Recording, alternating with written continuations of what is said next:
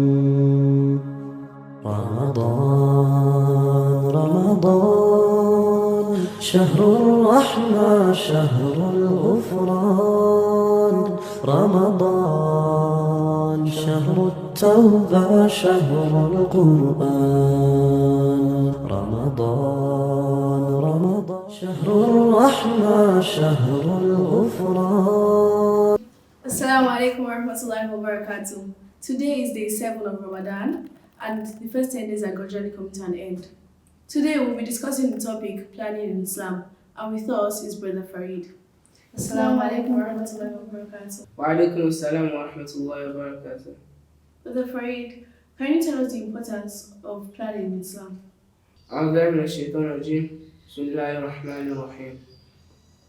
First off, the making of plans and designing of strategies are all Islamic Sunnah. Planning is supposed to be this in the center of a Muslim's life in all aspects. However, it is apparent that this Sunnah is gradually fading and going into extinction day by day. So it is very important to plan in Islam. Take for example, if a Muslim wants to plan his day, he has to take into consideration his Salah. So let's say the person is going to school, you have to say, okay, I'm going to go by this time to school.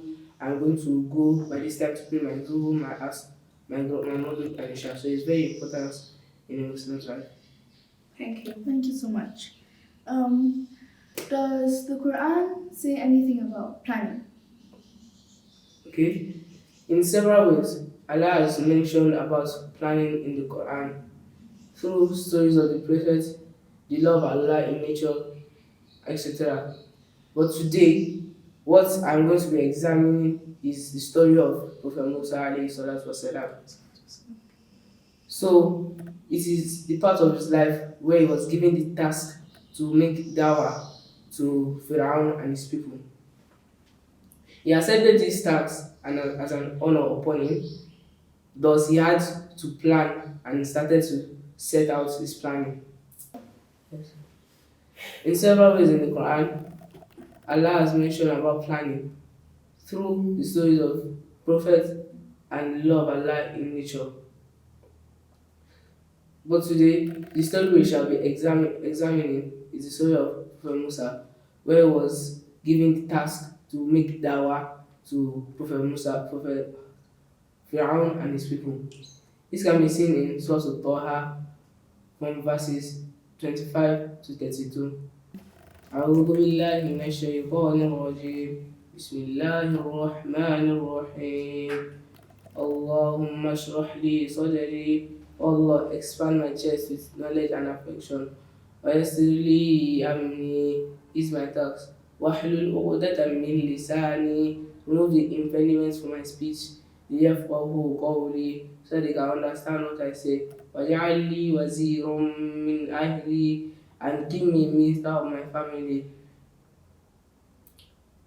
واجعل لي وزيرا من أهلي هارون أخي هارون my brother هارون أخي أشدد به أزري give me strength through him وأشركه في أمري and share my task with him. So in this portion of the Quran there are three main elements that we can derive from it. The first one goes thus: he started with asking Allah to expand his chest with knowledge, faith, and affection, which means that he highlighted the basic elements that he needed for the topic of his plan, which was to give dawah. And we know that what is crucial for a dawah is the knowledge to preach. Because if you think about it, if you want to preach somebody, it is the knowledge that you have that you use to preach. The second thing that we can gain from that part is that he had an open mind to accept knowledge from Allah, which means that he created a new paradigm for himself and he abolished the former one that he had. Because if you think about it, he was with Pharaoh in his own life until when he killed one of Pharaoh's people by mistake and he went to Prophet Shu'aib. He will not take it as if that I've been living with them for long, they will accept anything I say. But he had to remove that paradigm so that his plan be perfect.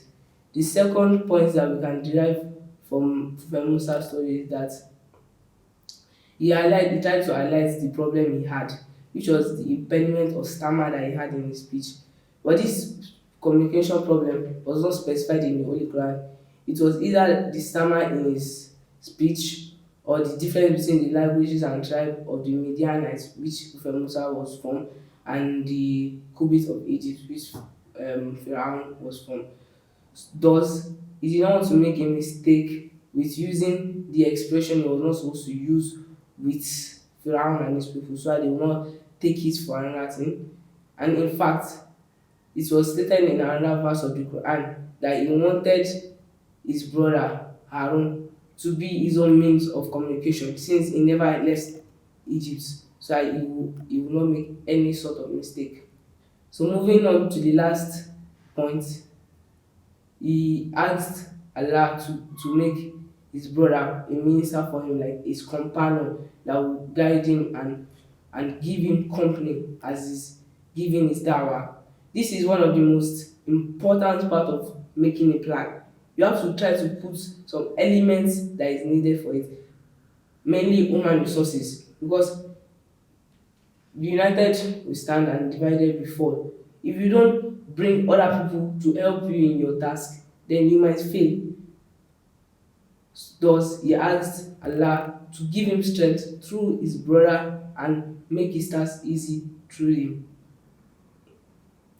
From this portion of Quran, there are three main steps that we can follow when we want to make our own plans.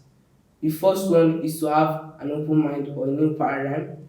Then the second one is to analyze the problem you have with your plan, topic of plan. Then the third one is to input some elements that are needed for the plan.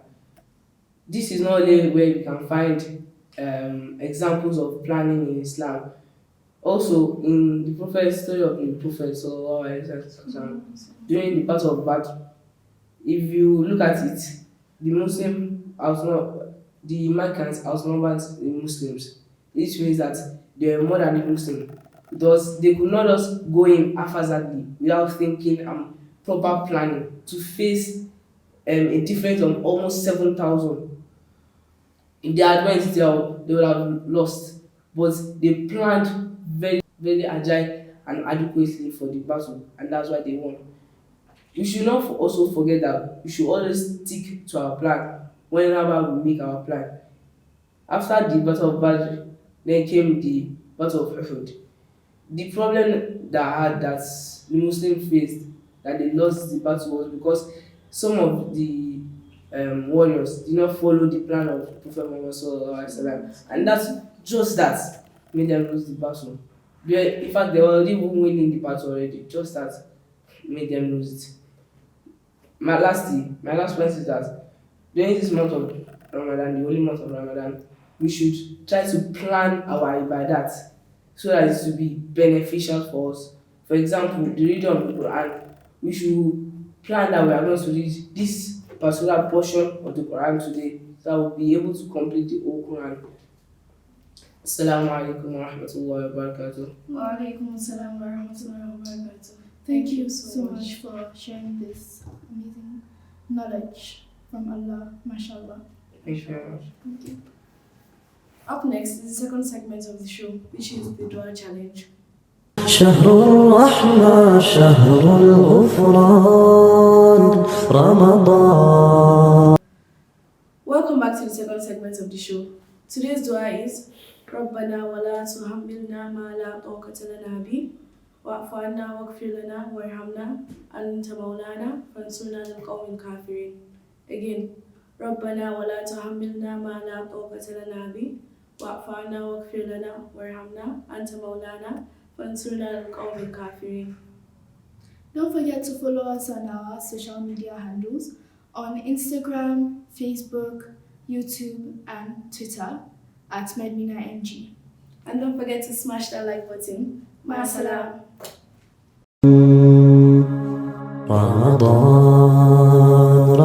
رمضان شهر الرحمة شهر الغفران رمضان شهر التوبة شهر القرآن. رمضان شهر الرحمة شهر الغفران.